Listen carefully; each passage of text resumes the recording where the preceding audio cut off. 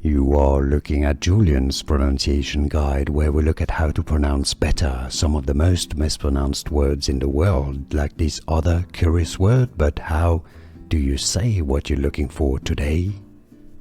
Let's learn once and for all how to pronounce these names correctly. If you want to learn more pronunciations in English of different names, including variations of this one, make sure to stay tuned. It's from Slavic origin, meaning wisdom.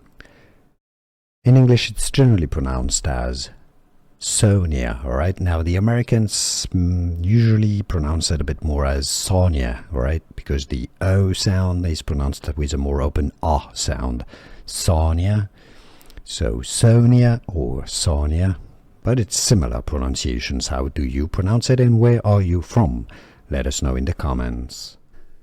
Here are more videos on how to pronounce more confusing words and names too many mispronounced. Like this video if you found it useful. I appreciate your support. I'll see you soon and thanks for watching.